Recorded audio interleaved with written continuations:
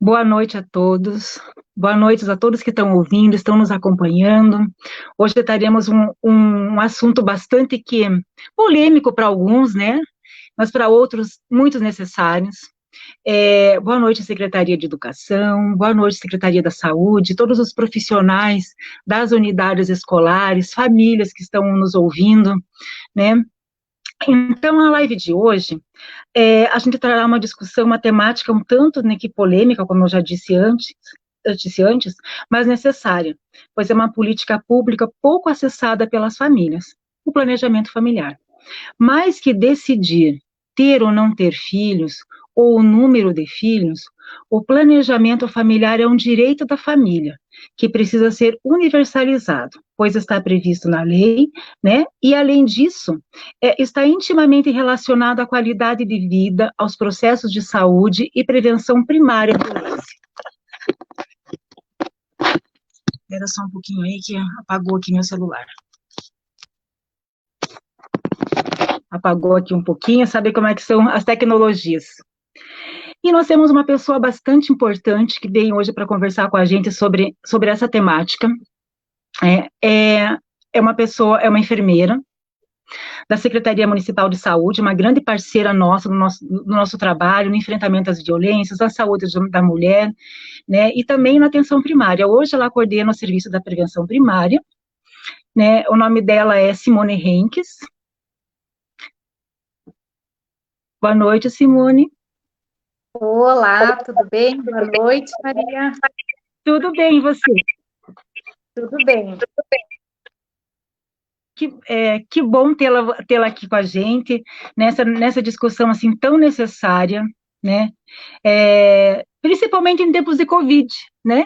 Porque se a gente pegar os índices mundiais, né? Nós temos essas referências mundiais, por exemplo, na China, teve um aumento considerável de gestações, né? Por conta do isolamento, a coisa do ficar juntinho todo dia em casa, né? Aumentar o número de gestações. E assim, pensar que é um grande desafio, né, falar em planejamento familiar, no que tange a um direito universal, haja vista que muitas das mulheres não conseguem acessar esse direito até por uma questão de desinformação, né? Está previsto na lei, então ter um filho ou não ter o filho, ou decidir o número de filhos que a pessoa deseja, né?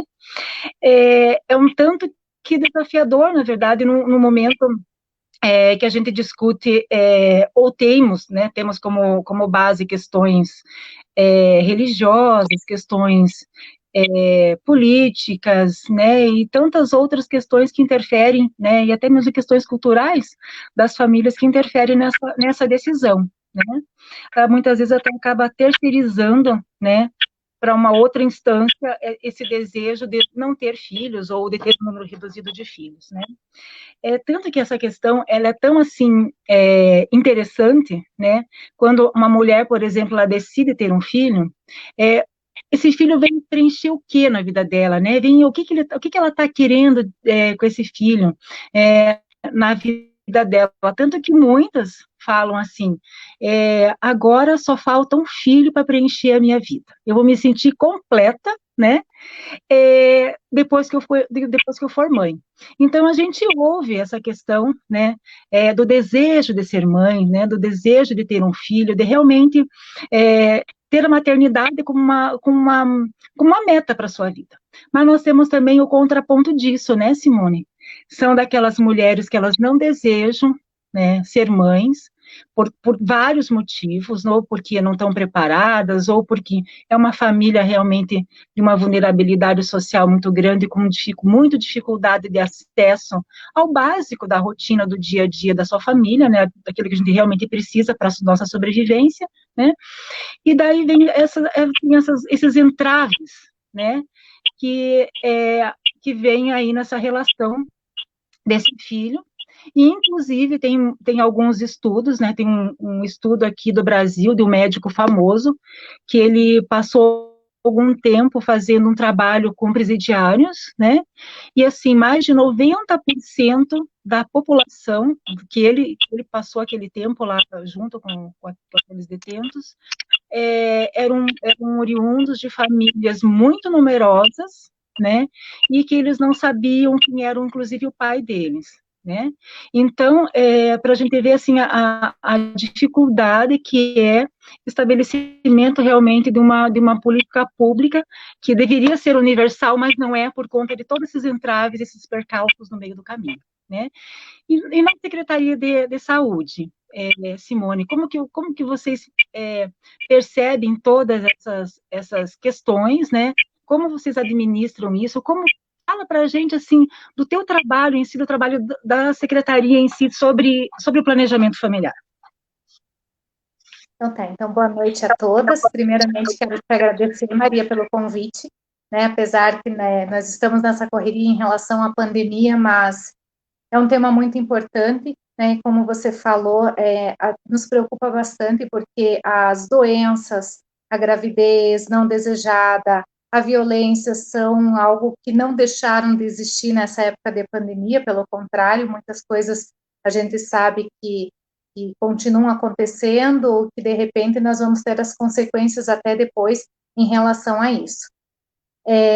Na Secretaria de Saúde, então, eu trabalho, então, na atenção primária, né, que contempla também a atenção primária, a saúde da mulher, né, que está ligado às unidades básicas de saúde, então, todas as ações relacionadas às unidades básicas de saúde pertencem à atenção primária, e dentre elas, a saúde da mulher, e não somente, o planejamento familiar não é somente da saúde da mulher, né, nós temos que pensar que é familiar, né, que é algo que tem que ser decidido, se estão juntos dois, se está sozinha, né, de repente quer ter um filho, né, se não quer ter, isso também é importante, e nós temos que saber abordar todas esses tipos de decisões, né, seja elas quais forem. E falar sobre planejamento familiar hoje, a gente sabe que apesar de a gente ter a informação nas nossas mãos em relação a procurar numa rede social ou de repente na internet, a gente sabe que muitas vezes essa informação não chega de maneira correta, né? Existe muitas, de repente, informações erradas, que o correto é mesmo procurar um profissional de saúde para que tenha essa informação. Então, devo tomar um comprimido? Devo de usar o DIU?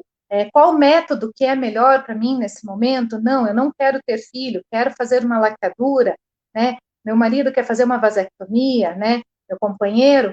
É algo que acontece, que eu falo que em 15 anos que estou na prefeitura, quando há 15 anos atrás, nos ia entregar preservativo, a gente entregava 15 preservativos por família, né? Então, era esse número que era entregue. Hoje, a gente tem os dispensers de preservativo em todos os estabelecimentos de saúde e até outros locais da prefeitura, né?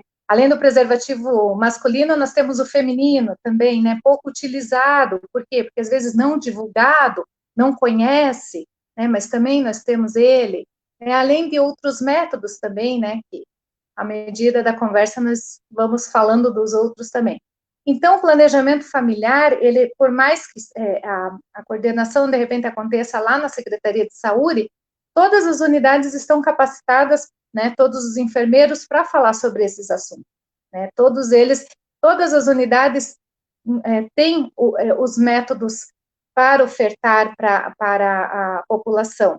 Outra coisa importante, que desde o ano passado, pelo decreto 20 de 2019, o enfermeiro ele está apto a realizar na consulta de enfermagem e prescrever alguns métodos contraceptivos. Então, não há necessidade de uma consulta médica, né?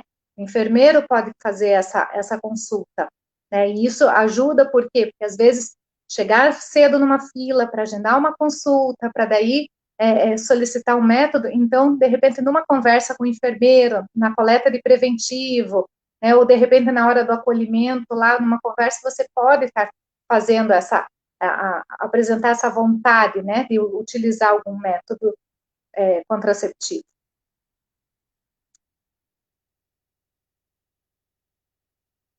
Opa, deixa só o meu microfone aqui. Simone, dos métodos contraceptivos, Tem algum mais utilizado que não sei se a palavra seria mais fácil, mais escolhido pelas mulheres, assim, ou pelo casal, né? Porque eu acho que tem questões que elas deveriam perpassar pelo casal, né? No caso de estabelecida já essa relação. Mas outras, a mulher tem essa decisão, né? Dela ter ou não ter filhos. Isso é uma coisa extremamente importante para o empoderamento feminino, né? Dela poder exercer a sua sexualidade, mas com responsabilidade, porque isso realmente é uma grande questão, né? No exercício da sua sexualidade, se vê um filho no momento realmente que ela não está preparada, né? Então, de usar esses métodos realmente de contracepção, né? E assim, todo o processo educativo, isso está muito interrelacionado, né? Para vocês, assim, no dia a dia da rotina, tem algum dos métodos que são mais procurados, ou porque são mais fáceis, ou porque é, tem algum outro motivo, de repente, que a família escolhe? Como que aparece para vocês? Então, o método que mais utiliza, que a gente percebe em relação aos insumos que saem da secretaria, é a pílula, né, mensal. Então, aquele comprimido que se toma diariamente, né, aquele é o famoso, para nós é o ciclo 21, né, que nós temos disponibilizado nas farmácias das unidades básicas de saúde. Mas também a gente não pode esquecer dos outros, né? Então, em segundo lugar, vem o preservativo masculino, né? Que também utiliza-se bastante, né? A distribuição é gratuita e, como eu falei no início, hoje não existe um número para cada pessoa levar de preservativo. Se você chegar lá e, de repente, levar uma quantidade, né? Quero vários, você pode levar. Nós temos também opa, vou pegar minha colinha aqui, o Norestim, que é a pílula para a mãe que esteja amamentando, né, que ela não vai tomar a pílula normal, isso é diferente, né, a composição, a questão do hormônio, então tem o Norestim. Tem os injetáveis, que a gente tem o injetável mensal e o trimestral. Esse, o enfermeiro também, ele passando por uma consulta de enfermagem, uma avaliação, o enfermeiro também pode estar prescrevendo esse método para a mulher, né? Nós temos o DIU, né, que é o dispositivo intrauterino. O DIU é algo muito interessante, por quê?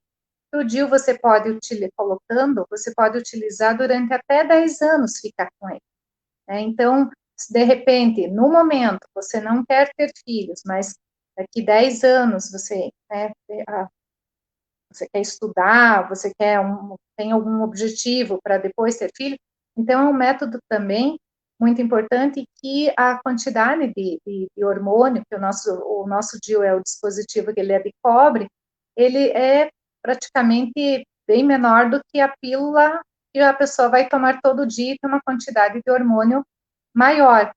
E o DIU, gente, muito interessante vocês saberem que nós temos no município um médico que faz a colocação.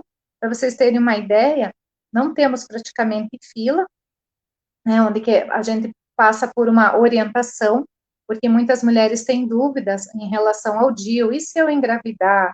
E se dizem que aumenta a cólica, dizem que aumenta o fluxo menstrual, né? Então passa por essa orientação, uma palestrinha, né, tira todas as dúvidas e realiza uma consulta para ver se está tudo bem, né?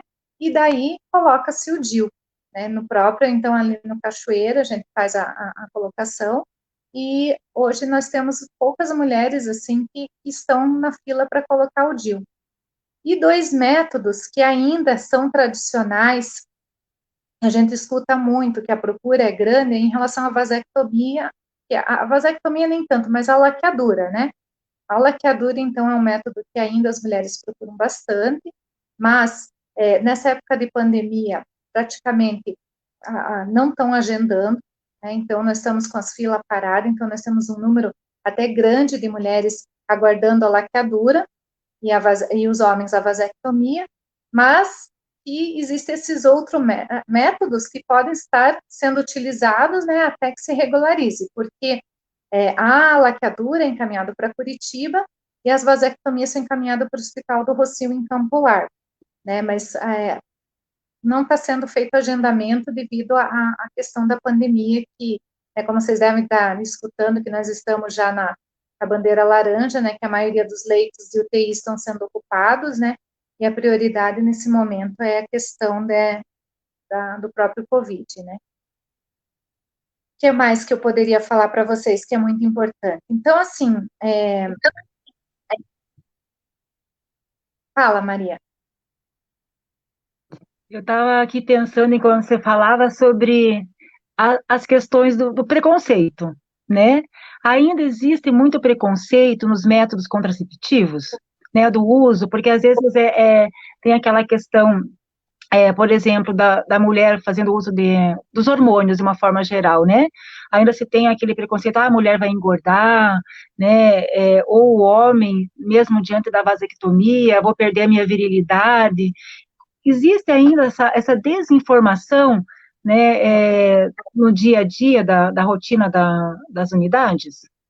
Existe sim, ainda existe bastante, ainda existem famílias que a gente escuta em que o esposo não aceita que a esposa tome um anticoncepcional, né, que a gente escuta mulheres vindo nos procurar que tomam escondido do marido, que escondem a cartela de anticoncepcional para tomar.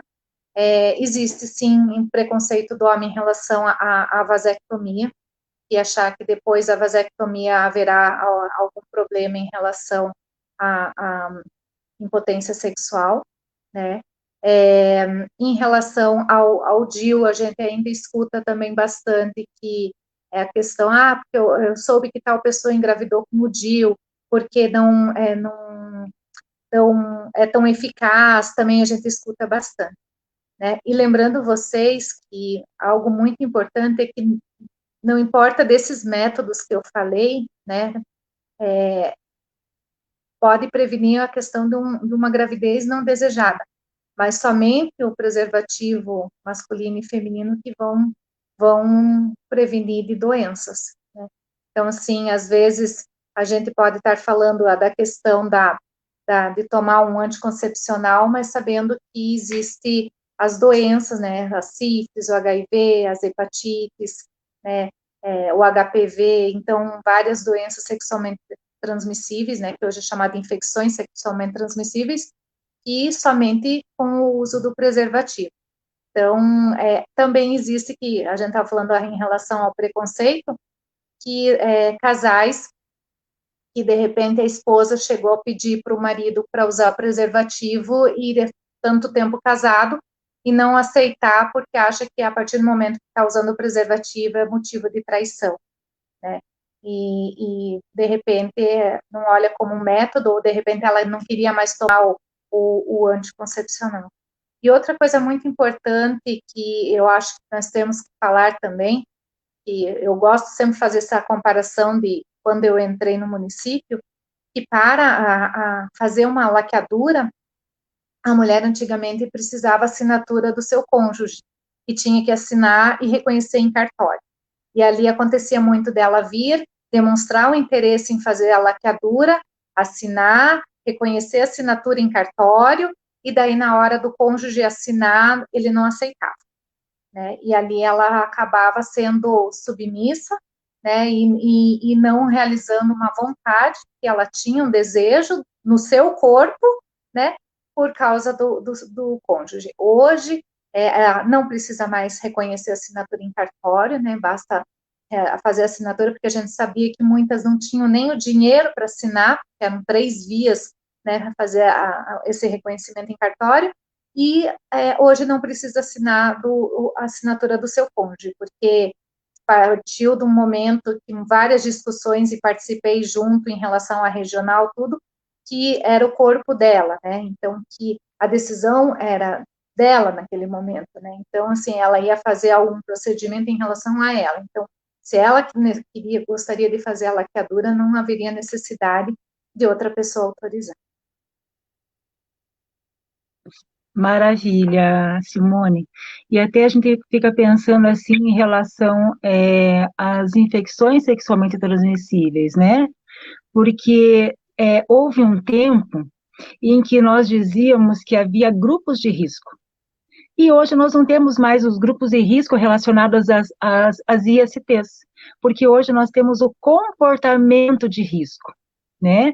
Então, a troca de parceiros, de parceiras, sem o uso do preservativo, isso é uma grande possibilidade da pessoa estar sendo infectada com algum tipo de, algum vírus ou algum outro agente desses que causadores de doenças, né? E o Paraná, eu não lembro agora exatamente se era o Paraná ou Curitiba, era das cidades prioritárias para sífilis, não era? Tinha um tempo atrás que estava nesse ranking no Brasil, né? Uma das cidades que mais tinha casos de sífilis. Então, até nós participamos do projeto Sífilis Não, que é um projeto do governo federal, e nesse projeto nós somos contemplados pelo motivo que o nosso índice de sífilis é muito alto, principalmente o sífilis congênita, que é a sífilis passada de mãe para filho. E, então, participamos já desse projeto já há 3 anos, e foi escolhido Paraná, dos 399 municípios, foi escolhido Curitiba e Almirante Tamandaré, né? Então, isso fez com que a gente capacitasse em todas as unidades para que elas pudessem realizar o teste rápido. Então, todas as unidades hoje, o enfermeiro e os técnicos de enfermagem podem realizar o teste rápido para essas doenças que eu até comentei agora há pouco, que é sífilis, o HIV, a hepatite B e hepatite C, e em torno de 10 a 15 minutos o resultado sai. Então, não tem a necessidade de passar por uma consulta, né, para realizar esses exames. Basta ir até a unidade, né, verificar a disponibilidade, o dia que é realizado esses exames, e com um documento, né, com foto, realiza esse exame e o resultado sai na hora. Se der alguma alteração em relação à sífilis, a enfermeira também já está apta a realizar o tratamento, já iniciar com o tratamento imediatamente, com a benzetacil, e já realiza o tratamento. E em relação às hepatites e o HIV, é encaminhado para o Centro de Testagem e Aconselhamento, que é o CTA, né, que fica ali ao lado da Unidade de Saúde do Cachoeira, que daí faz novos testes e inicia o tratamento para essas outras doenças. Bacana. Bacana e triste, na verdade, quando a gente pega por exemplo, uma notificação, né, obrigatória do SINAM, que vem lá uma situação assim de uma mulher que já estava detectada na gestação a sífilis, mas que não fez o acompanhamento necessário, e essa mulher, assim, o bebê nasce com a sífilis congênita, né, e para quem não sabe, a sífilis congênita pode trazer várias sequelas para a criança, né, várias sequelas, inclusive deficiências, né, neurológicas, e, assim, na gestação, a mãe tem que tomar quantas injeções são? São 3 injeções, são 3 semanas, mas são 2 doses de benzetacil, né? Então, são ao total 7 milhões e 600, né? Isso, e o companheiro quando o bebê isso, e o bebê quando nasce, se ele nasce já com a sífilis, ele tem que tomar 10 injeções, né? São 10 dias de tratamento, que a criança fica internada para garantir que o tratamento aconteça. Então, imagine um bebezinho recém-nascido, né, dando uma injeção de bezetacil por dia. É uma judiação, gente, é uma violência, inclusive, isso com a criança, né? Por isso que a notificação chega como forma de violência, porque houve uma negligência em relação a isso. Então, quando se fala que o planejamento familiar traz à tona essa discussão, né, não só de saber o número de filhos, de que quer ou não quer ter, mas também relacionado aos processos de saúde, né, Simone, porque aí a qualidade de vida, porque tudo isso está relacionado realmente à questão da saúde da pessoa, a saúde geral dela, né, porque já que muitas doenças a pessoa pode desenvolver, pode contrair exatamente por conta de uma falta de uma prevenção, né, ou falta de um planejamento ali na forma de contracepção, né. E além do mais, tem uma outra questão também, assim, bastante social, né, que a gente não pode deixar de discutir, que é a questão do quando vem uma gravidez indesejada e essa mulher ela não está preparada realmente para ter um filho, para ter uma criança na vida dela, ser uma pessoa educadora, porque quem tem filho sabe, nós que temos filhos sabemos, né, que um filho é para sempre. Eu sempre digo que, assim, eu tenho 3 filhos e o meu filho mais velho vai fazer 33 anos, e assim, é claro que ele tem toda uma vida independente, mas tem coisas que quando eu sei que ele está com alguma questão na vida dele, eu não deixo de me preocupar. Então, por isso que eu digo que os filhos são para sempre, porque sempre tem essa preocupação, né? Mas tem pessoas que elas não têm essa questão exatamente porque não foi um filho planejado, não foi um filho desejado, né? E isso é da história dela, né? Ela não é uma questão de estar julgando ou não, mas isso faz parte da história daquela mulher, né? Mas digamos que essa criança venha, né? Ele vem ocupar que espaço da vida dela. Tanto que eu gosto muito de sugerir filmes para as pessoas, né? E tem um filme que se passa na Rússia, o nome do filme é Sem Amor, né? E é exatamente esse o contexto que se passa, sabe? É a história desse filme. É um casal que eles namoravam, ela ficou grávida, e eles resolveram casar. Mas não tinha, na verdade, eles não tinham aquele apego realmente, né? O casamento deles foi relacionado à gestação dessa criança, mas eles vivem assim, vidas assim, cada um no seu espaço, e não existe uma família realmente ali funcionando, né?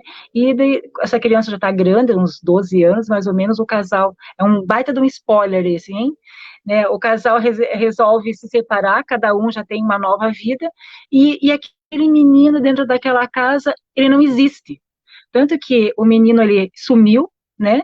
Ele desapareceu, e só depois de dias é que a família foi se dar conta que eles não sabiam daquela criança, né? Então, olha só, embora esse filme ele traga essa reflexão, né, para a gente saber o nosso lugar numa família, essa família do filme não tem vulnerabilidade socioeconômica, a questão não é econômica, mas é realmente do espaço que é reservado para nós quando nascemos. A gente vem ocupar um espaço nessa relação com o nosso pai, com a nossa mãe, né? Principalmente com a mãe que nos gera, né? Então, essa é uma questão bastante que para a gente poder orientar nossas famílias, né, as adolescentes, né, que estão despertando para a vida sexual, de como poder abordá-las, né, sem ser invasivas, ou mesmo eu vi uma pergunta ali, não lembro agora o nome da pessoa, o quanto esse assunto é realmente delicado a gente abordar, porque trata de uma questão muito íntima da pessoa, né? De uma intimidade dela, do casal, e que como abordar de uma forma que aquela pessoa que quer falar sobre a situação ou sobre o assunto não seja invasivo, né? Que eu acho que essa que é uma questão assim bastante delicada, que quem está ali fazendo a orientação não seja invasivo na relação da outra, porque a outra tem o poder de decisão. Eu acho que isso é uma coisa importante de pontuar, né, Simone? Que a pessoa, as orientações são realizadas, mas a decisão é dela, e nem mais ninguém, né? Ela vai poder fazer, vai dizer o método que quer utilizar, o que ela acha melhor, e de repente das equipes poderem estarem realmente ensinando a pessoa, trazendo a informação para a pessoa, né? Como que você percebe toda essa questão? Sim, com certeza, né? Então, quando é feita essa avaliação pelo enfermeiro, ele expõe todos os métodos, né? E a decisão será da pessoa em relação ao qual método, né? E se quer utilizar, se seja definitivo, se não seja. Outra, se não quer utilizar, né? Porque de repente, não, eu não quero utilizar nenhum método, eu quero ter vários filhos, né? Isso daí cabe a pessoa, a família, né? A decisão não compete a nós, né? O julgar não é conosco. O que cabe a nós é fazer a orientação, dizer os prós e os contras de cada método, né? e conversar, né? Porque hoje em dia, então, outra pensando assim na saúde que nos ajudam muito são os agentes comunitários, né, de saúde, que eles acabam conhecendo a família até mais do que, porque a gente está falando daqueles que vêm buscar nós, né? Mas tem aqueles também que a gente vai até, porque muitas vezes o agente comunitário acaba conhecendo a realidade da família, né? O adolescente que não vem muito à unidade de saúde, né? E às vezes aquela pessoa que também, que hoje quem a gente vê que vem na unidade de saúde, é a mãe com a criança na fase de repente da vacina, alguma coisa assim. Mas existem muitos que acabam não vindo. Então, o agente comunitário um instrumento muito importante, né, nessa questão do planejamento familiar, que eles acabam trazendo depois para a unidade de saúde aquela família, aquela adolescente, aquela mãe, né, e de repente eles acabam até conversando até mais com esse agente, né, e expondo, falando, eu gostaria de fazer tal método, mas eu não sei como, né, então isso é importante, né. Pena que ainda a gente não tem tantos agentes comunitários atuando, né, nas unidades de saúde. Mas estamos caminhando para isso, né? Então, eu acho que isso vai ser bem importante e vai nos ajudar também na questão da diminuição da, da,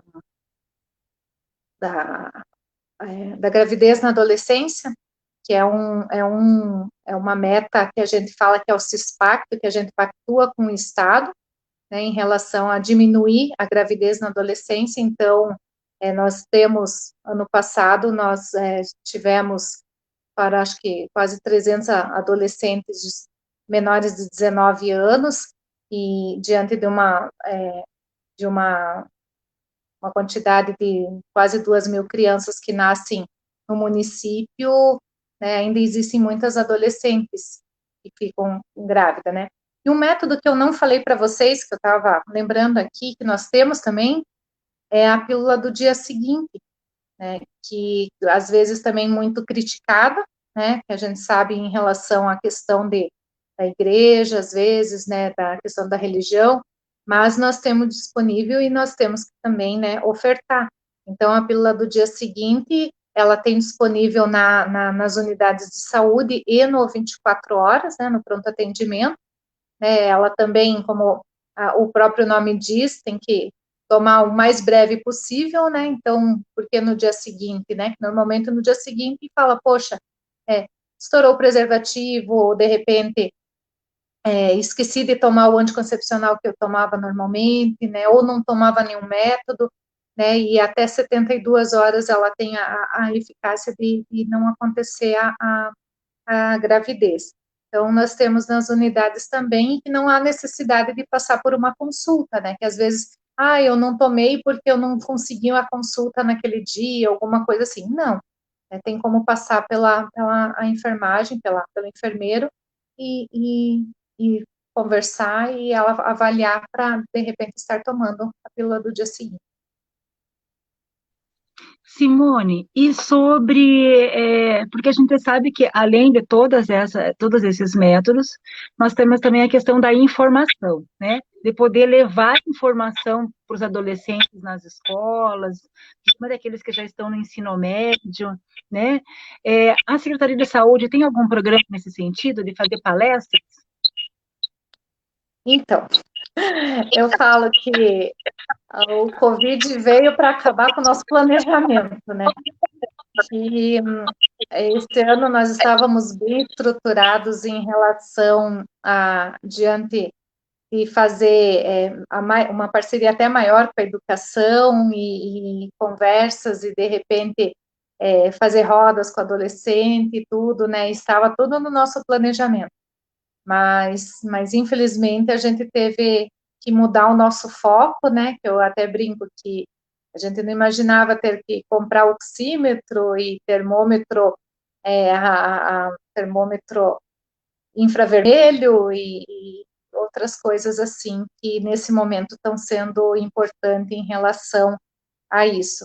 Mas nada impede que eu falo que o planejamento ele continue, porque é algo que a gente precisa mesmo.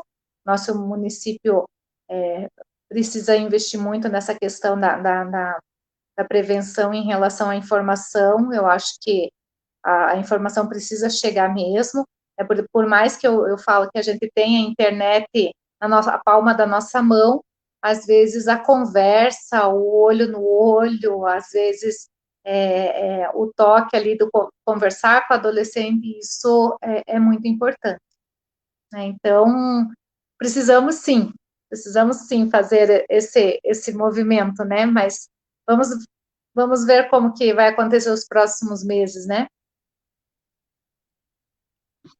Vamos aguardar e, na verdade, cada um fazer a sua parte, né, Simone? Porque isso, às vezes eu escuto assim, escuto muitas pessoas estarem falando, uma hora isso vai passar, mas a gente tem que ter bem claro que isso só vai acontecer se cada um fizer a sua parte, né? Se eu sair sem máscara, se eu sair, já é uma questão, né?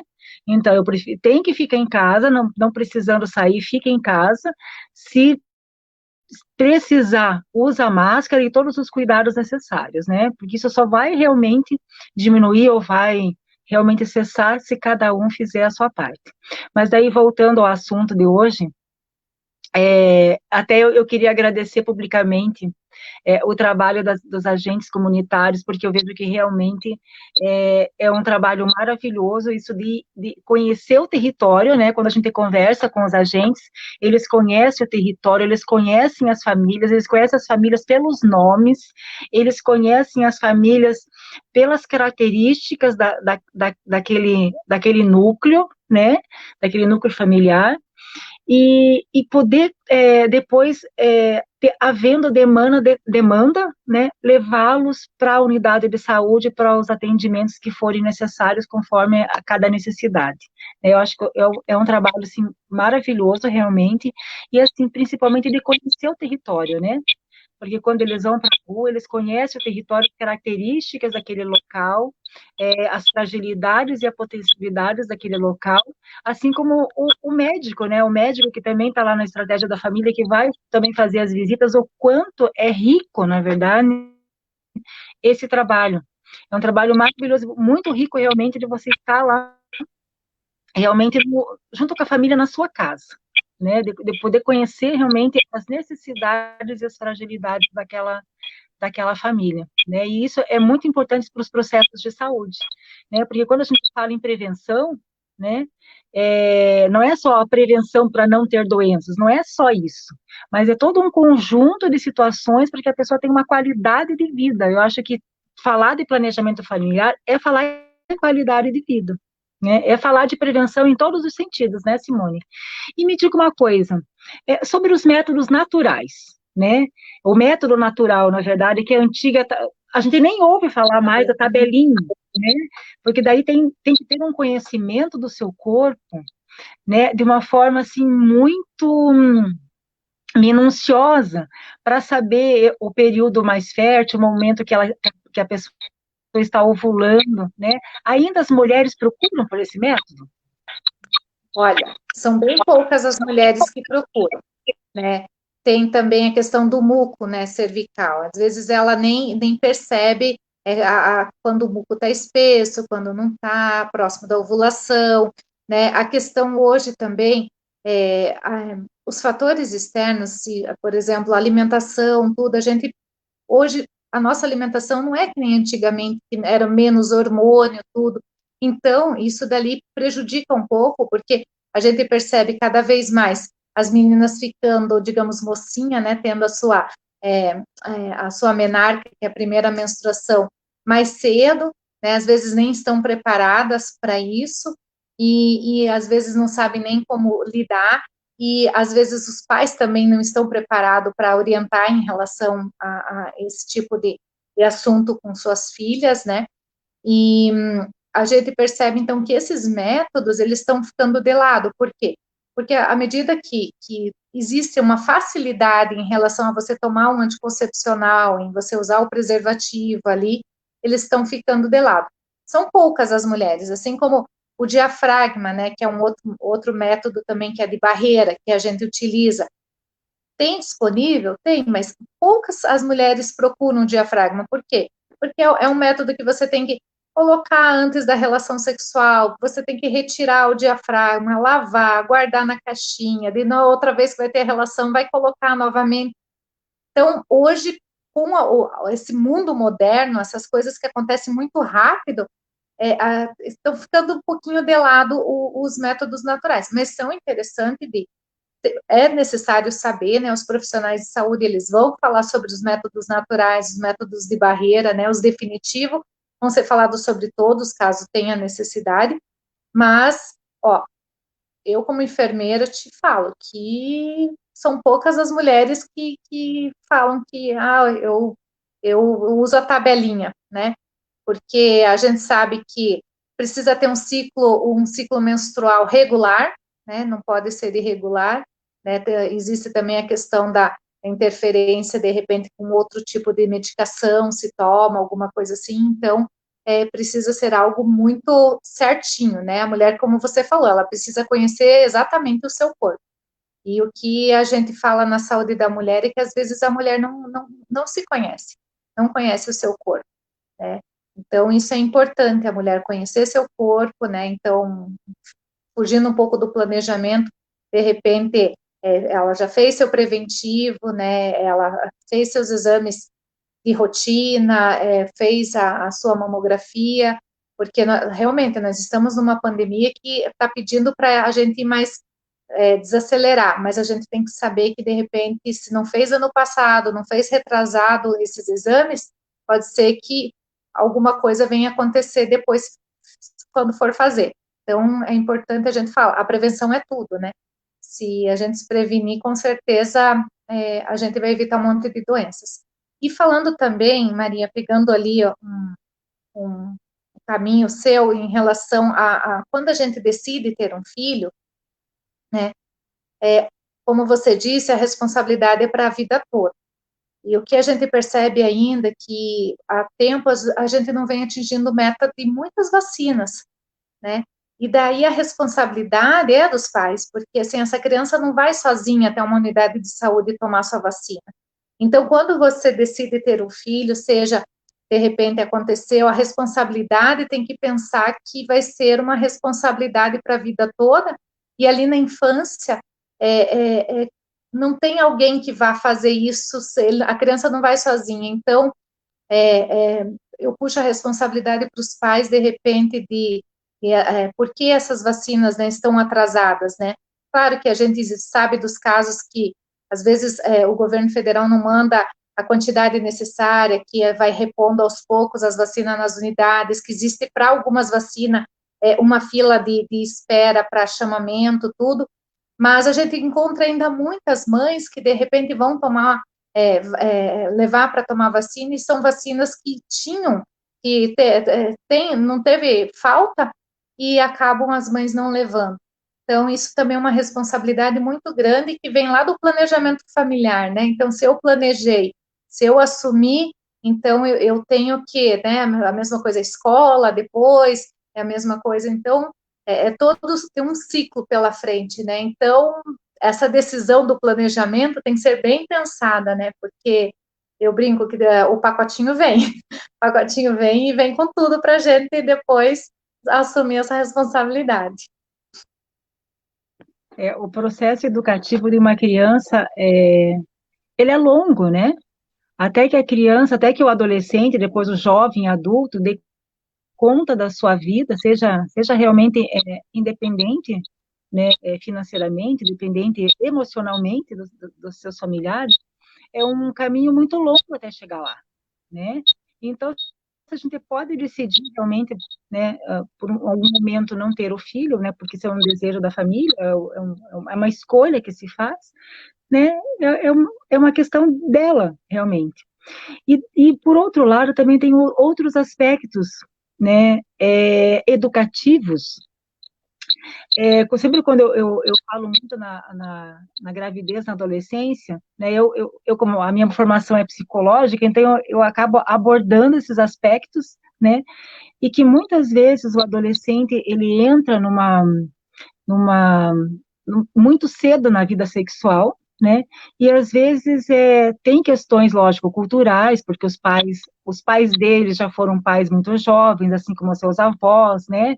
Existe essa repetição de geração para geração, foram jovens com 13, 14 anos, muitas vezes, inclusive é bom a gente lembrar que gestação nas meninas, né, abaixo de 14 anos é considerado estupro de vulnerável, né? Então, se você sabe, né, você gestora, você pessoa que está ouvindo, e você sabe de uma adolescente que é gestante, ou que ficou gestante, e tinha menos de 14 anos, é considerado perante a lei, dependendo, logicamente, da idade do pai do bebê, é considerado estupro de vulnerável e vai ser acompanhado por conselho tutelar e os órgãos da rede de proteção.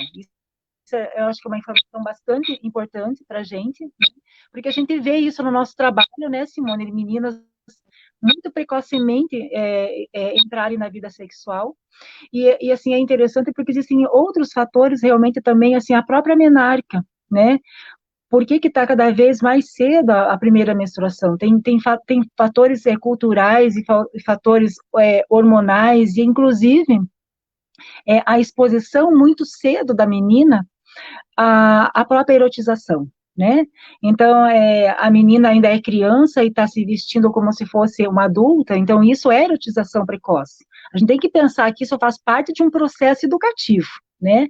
A maneira como se aborda uma criança na infância, como a gente até comentou a semana passada, né, com a live com o Dr. Marcos, né, que muitas vezes a gente pergunta para a menina, né, muito cedo, ou para o menino, né, quantas namoradas ele tem, então não semeja pergunta se ele já tem namorada, se ela já tem namorado, sendo que criança não namora, essa pergunta não se faz para uma criança, né, porque de alguma forma nós estamos estimulando, né, com essas perguntas, né, estimulando realmente um namoro que, na verdade, o namoro são coisas de adulto ou do jovem lá, no término lá da sua adolescência, né? Então, a gente tem que pensar que a abordagem que nós fazemos, as perguntas que nós fazemos, ou atitudes do dia a dia contribuem, mas, assim, a gente acaba nem pensando, porque são coisas, assim, tão naturais do dia a dia, e a gente acaba não pensando no impacto disso, no desenvolvimento dessa criança, né, e também numa entrada precoce na vida sexual, ou mesmo uma gravidez precoce que possa surgir daí.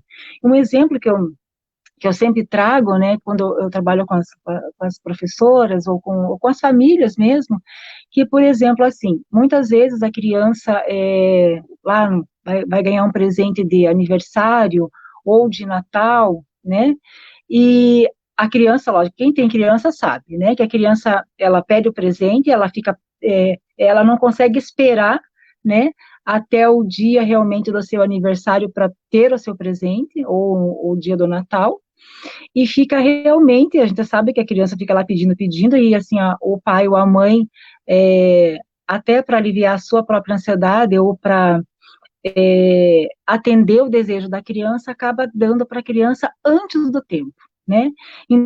Então, na psicologia, a gente tem um termo que a gente fala assim, que a gente precisa ensinar a criança a adiar a gratificação, né? E isso faz parte do processo educativo. Então, quando a gente acha que a gente vai começar a trabalhar, a adiar a gratificação, né, lá na adolescência, né, porque lá que o adolescente começa a despertar para a sua sexualidade, na verdade é muito antes disso, é lá na primeira infância já, inclusive, né? Então, a questão educativa, a questão da informação, a questão de como lidar no dia a dia com a criança, isso é fundamental no processo de educação realmente dessa criança, né? Porque vai ter um impacto lá na frente.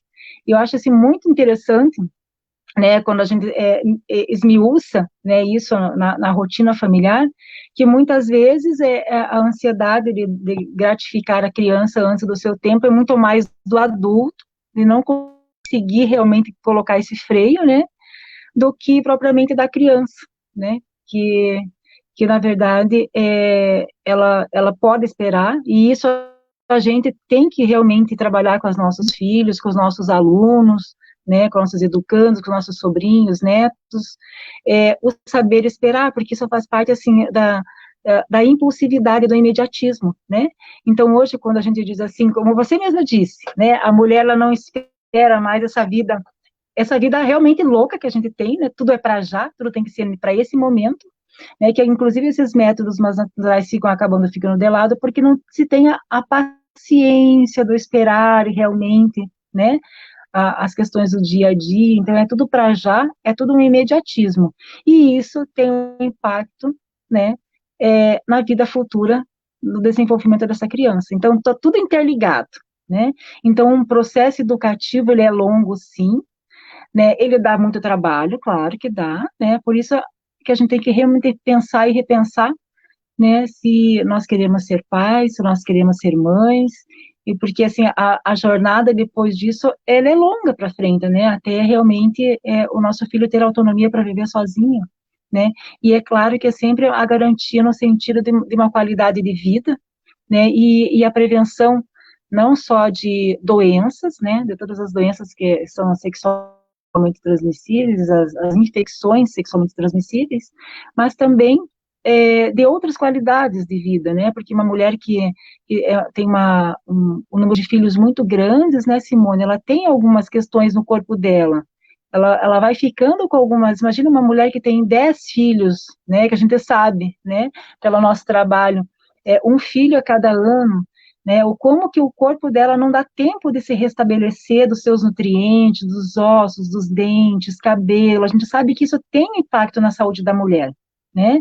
E realmente de poder a mulher restabelecer a sua saúde, né? Realmente é uma questão bastante importante que a gente precisa pensar sobre isso, né? Discutir nas reuniões com as famílias, trazer essa provocação e, inclusive, assim, de orientar, né? Oriento você a replicar essa live de hoje com as famílias, né? Que vocês conhecem, até assim, ninguém precisa decidir, né?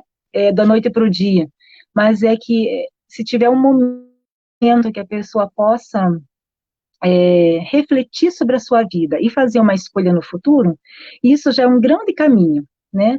Que as coisas na vida dela não aconteçam de uma forma sem sentido, né? As coisas vão acontecendo sem pensar, sem assim, sem uma reflexão, né? Então, quando ela traz isso para a vida dela, desse poder de decisão, isso, nossa, isso é uma coisa muito boa, né? Ela poder fazer as suas escolhas.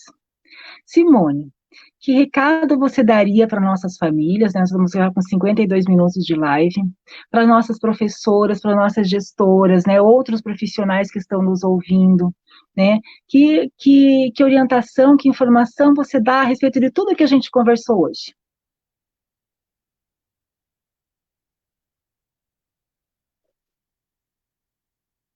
A gente não está te ouvindo. Opa, agora sim, agora melhorou. Melhorou. Então, em relação ao planejamento familiar, o que eu quero deixar para vocês é esse pedido, que vocês têm esse olhar, que vocês, então, agora estão sabendo os métodos que a gente tem disponível no nosso município, então, que orientem,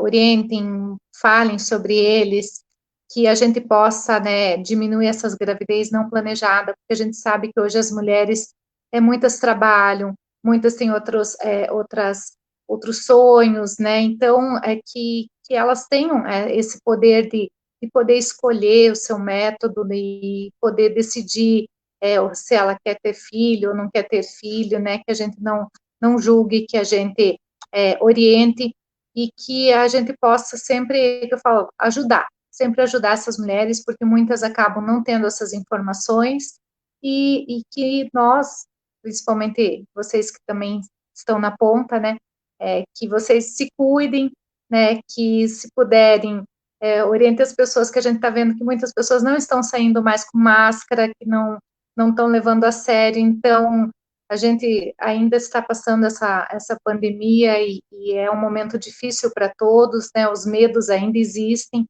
e que, então, se todos fizerem esse trabalho de formiguinha em relação à orientação, à prevenção, porque essa doença também nada mais é do que a prevenção, eu tenho certeza que a gente vai poder colocar em prática, que a gente está com saudade disso, de colocar em prática o que a gente havia planejado. Então, é essa orientação que eu passo para vocês, pedido que eu faço para vocês, e que nós estamos na Secretaria de Saúde, né, em nome do secretário do Noronha, então, estamos na Secretaria de Saúde para que pudermos ajudar vocês também, né, dar apoio, orientação, e agradecer mais uma vez o convite, né, que eu adorei participar com vocês.